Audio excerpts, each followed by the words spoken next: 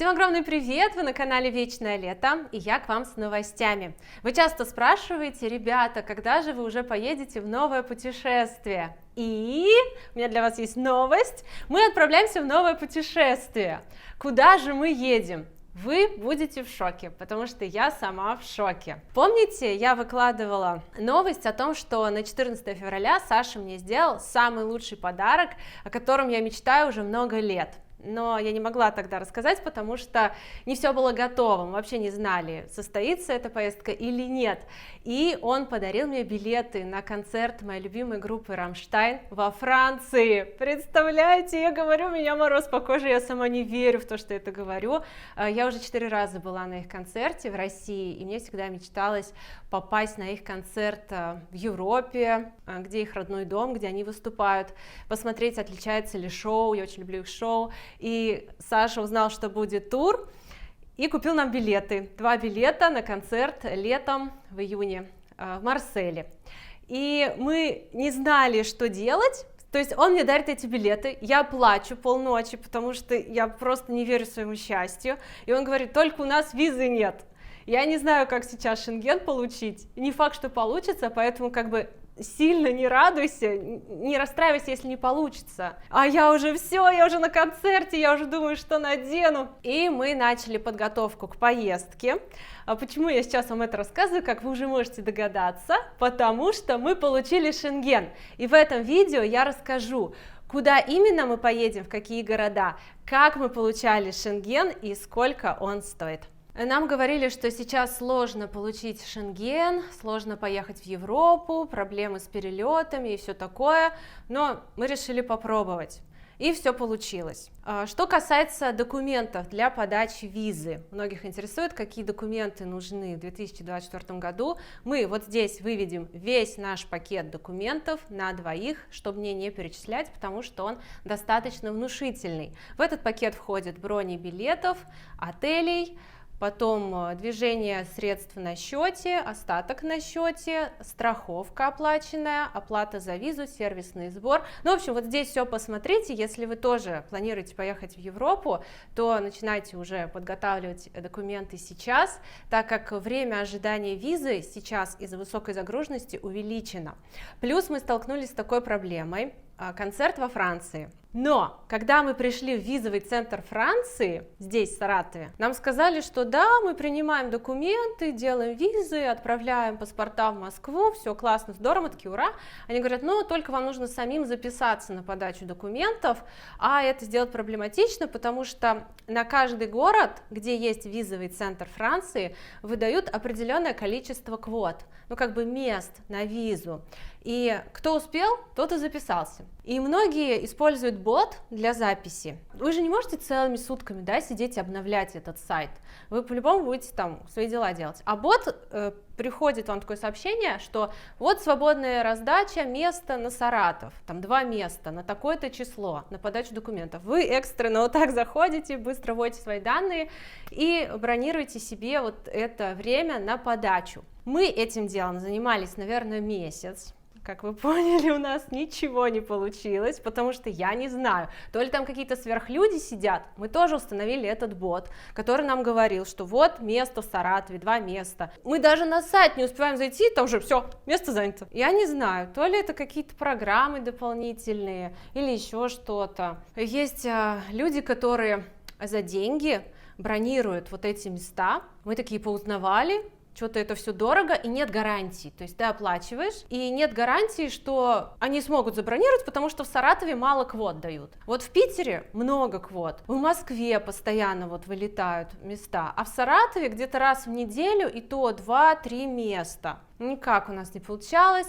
Я уже начала расстраиваться, думаю, все, облом. И Саша мне говорит, постой, что ты расстраиваешься, давай подадим на визу в Италию. Поедем в Италию, ты же любишь Италию, я обожаю Италию, во Флоренцию, которую я просто всем сердцем обожаю, это город искусства, который до сих пор откликается самыми приятными чувствами в моей душе. Вот мы там были несколько дней, но Флоренция, она меня просто поразила, потому что там столько музыкантов уличных, такая еда вкусная, столько предметов искусства, галерея Уффици, мы там не все посмотрели, и мне так хочется туда вернуться. И он говорит, давай подадимся в визовый центр Италии. Ну давай. Начали искать визовый центр Италии в Саратове, пишут, что он есть, мы приезжаем, а он закрыт. То есть уже несколько лет, наверное, его нет. Все, что делать дальше? Опять тупик. И Саша говорит, давай через Помогаек сделаем визу в Италию. Есть такие люди, ты им платишь, кстати, очень дорого платишь, и они тебе вот все делают. Начали узнавать, что они делают, и как по мне, мы сами это можем все сделать, собрать все эти документы, все забронировать. Единственное, где подаваться, потому что там подача личная должна быть. Хотели поехать в Москву, но до Москвы нам дольше ехать, и посмотрели по записи в визовом центре. Оказалось, что в Самаре есть места, и для нас это ближе. Там сел на поезд, где-то 8, что ли, часов нам ехать, и мы на месте. Все же говорит, поехали в Самару? Поехали. Мы вообще сначала думали на машине поехать, потом думаем, ой, нет, давай на самолете. Потом на самолете у нас не совпадало время, то есть он прилетает вечером, а нам надо податься рано утром, там у нас, по-моему, в 11, что ли, была запись. И в это время классно приезжает поезд, и мы поехали на поезде. Вот, сделали все сами, подали все документы, вот такая пачка у нас была, все там по времени, все удобно, никаких дополнительных там вопросов не задавали, вот все то же самое, как тогда. В Москве мы подавали 3, что ли, или 4 года назад, когда мы там ездили в Италию, я уже забыла. Вот все то же самое. Единственная, виза подорожала. Чтобы получить визу в Италию, вам нужно зайти на сайт Almaviva, заполнить заявление и оплатить сервисный сбор. Он сейчас составляет 3850 рублей. Это за то, чтобы записаться на определенный день на подачу документов, и чтобы они ваши документы отправили в консульство. Все, мы это сделали, легко оплатили, начали собирать документы, и в интернете очень много информации по этим визам, которая путает. Во-первых, есть люди, которые пишут, и не пытайтесь, много отказов. Ты начинаешь делать дело, и вот постоянно читаешь такие отзывы и думаешь, блин, нафиг я вообще в это ввязался, потому что билеты уже купил, там билеты невозвратные. А кто-то говорит, что брони этих билетов не подходят, нужны оплаченные билеты. Мы все это оплачиваем. То есть, понимаете, сразу какая сумма, то есть билеты, отели, вот это все. И потом тебе говорят, не факт, что визу дадут, сейчас их почти не дают, и ты такой думаешь, я уже столько косарей отдал, сотен косарей, и не факт, что дадут, короче. Ну, все это было так немножко волнительно. Приезжаем мы в Самару, делаем вот эти отпечатки, биометрию, несмотря на то, что у нас уже снимали биометрию, опять пришлось все это снимать. Причем там же, в этом центре Almaviva, вы можете оплатить за визу. Сейчас она стоит 80 евро с человека. Мы думали, как оплатить, искали тут банк в Саратове, чтобы оплатить, нету. А оказалось все просто. Там на месте ты оплачиваешь за визу. Вот путаница, сервисный сбор вы оплачиваете дома, когда регистрируетесь онлайн, а оплату можете произвести уже там, на месте, когда сдаете документы. Вот это мы узнали на своем опыте, нигде мы такой информации не нашли, много чего перерыли. В общем, вот, сидели мы, подавали эти документы, смешной момент. Я говорю, вот смотрите, у нас 2 пакета документов, вот Сашины деньги на счету, вот мои деньги на счету, его билеты, мои билеты, то есть все понятно, но бронь отеля, да, где мы будем жить, она 1 лист на 2, то есть там прописан 1 житель, на кого бронируется. И я говорю, а вот смотрите, у меня, получается, нет брони отеля, я же за все переживаю, говорю, у меня нет брони отеля, что теперь делать? А она говорит, ну, у вас деньги-то есть? И мы такие, да, ну все. И она нам сказала, что сейчас очень маленький процент отказов на итальянскую визу, всего 3%. И что сейчас не обязательно покупать билеты, все оплачивать, достаточно броней. Главное, чтобы эти брони попадали правильно по датам вашей поездки. Собственно, все намного проще, чем оказалось. Мы так переживали, даже хотели вот платить помогайкам, потому что напугали нас все эти видео в интернете, ничего подобного.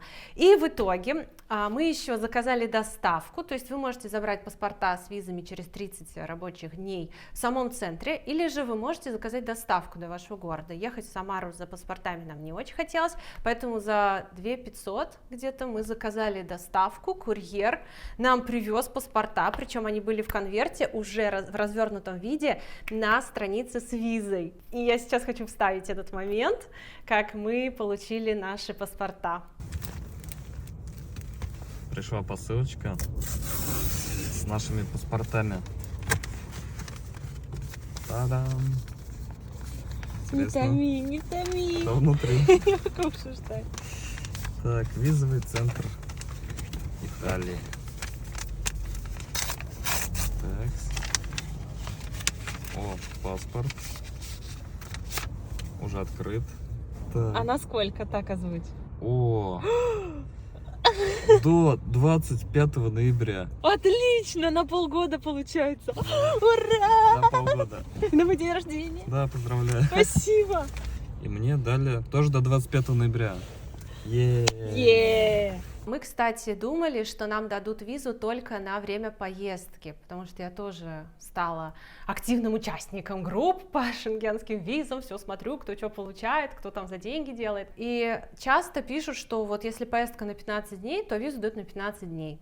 Конечно, мы не хотели получить только на время поездки, хотелось месяца на 3 хотя бы. В прошлый раз нам вообще давали на полгода.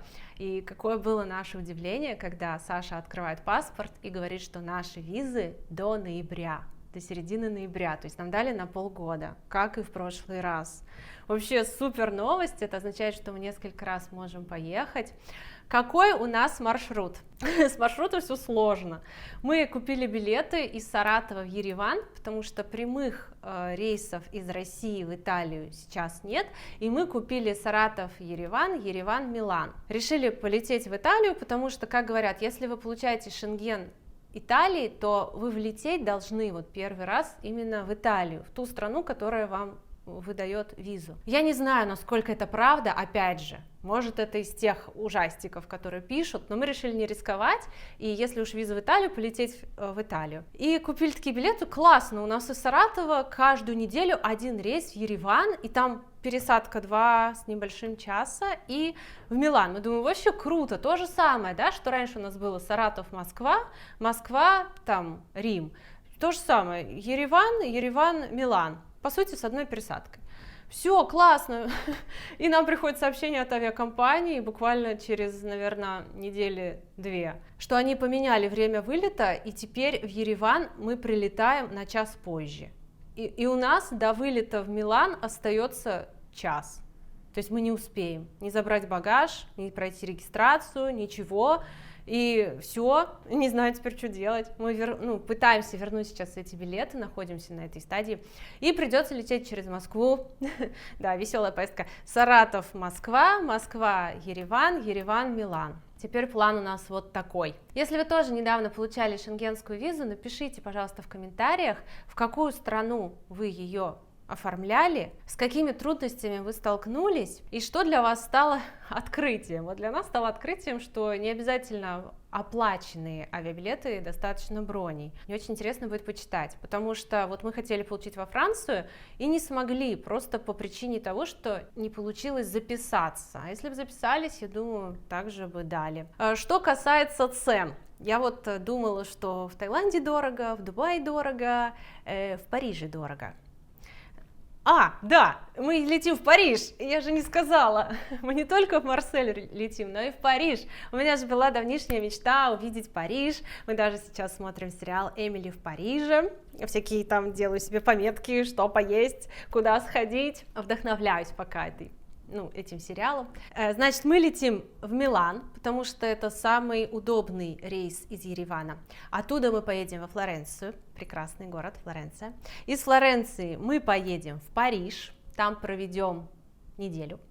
И после Парижа мы едем на поезде в Марсель на концерт. И после Марселя опять сложным маршрутом возвращаемся в Саратов. И сразу в связи с этим хочу попросить у вас совет, кто отдыхал в Париже, напишите, пожалуйста, в комментариях, как нам максимально разумно потратить дни в Париже, как нам организовать все так, чтобы посетить по-настоящему классные места, а не тратить время впустую. Что стоит посетить, а какие места можно оставить на вторую, третью поездку, потому что не хочется терять время, хочется вот охватить максимум из того, что можно за короткое время. Также частый вопрос при оформлении шенгенской визы: сколько денег должно быть на счету, чтобы подавать документы. Вообще разнятся эти цифры. Кто-то говорит, что нужно на счету иметь 280 евро, если поездка от 1 до 5 дней, это за человека. 215 евро на каждого, если до 5 дней и вас двое. А некоторые говорят, что проще считать так: 60 евро за сутки. Допустим, ваша поездка на 10 дней, вы летите один, и у вас должно быть на счету минимум 600 евро, чтобы консульство смотрело эти ваши выписки со счета и понимало, что у вас есть деньги на проживание в этой стране, что вы не останетесь там, не будете бедствовать, и вам не надо будет помогать, и вы не останетесь там работать. Вот, что касается денег. Если вы тоже подавали документы, сколько денег было у вас, если эта информация не конфиденциальная. Причем там, знаете, что говорят?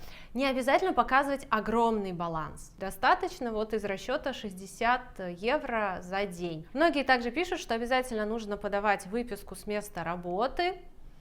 Мы не работаем, мы самозанятые. Мы просто подали документы, что мы самозанятые, наш баланс, и все, никаких проблем. Я знаю, что некоторые люди делают липовые документы с работы, будто они там работают на хорошей работе за деньги и подают. Зачем? Во-первых, вы врете, тут лучше не врать, потому что если это вскроется, мне кажется, вообще могут уже визу не дать.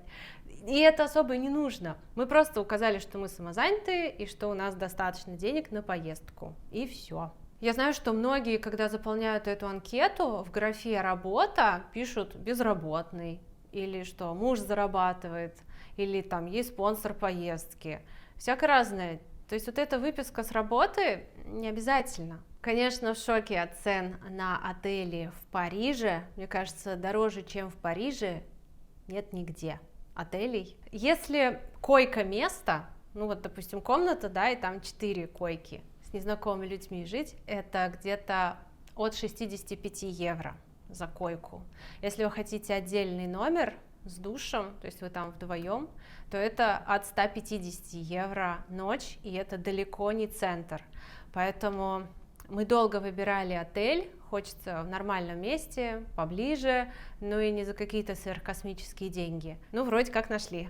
Все покажем вам в видео, я думаю, будет весело. И если вы тоже отдыхали во Франции, пожалуйста, напишите, что привезти из Парижа. Мне так хочется порадовать родных, близких, друзей и привезти что-то, что у нас не продается, что-то французское классное. Я знаю, что многие везут хороший паштет, какие-то конфеты вкусные, Моцарт, кто-то везет эти тельняшки прикольные, французские, которые там производятся.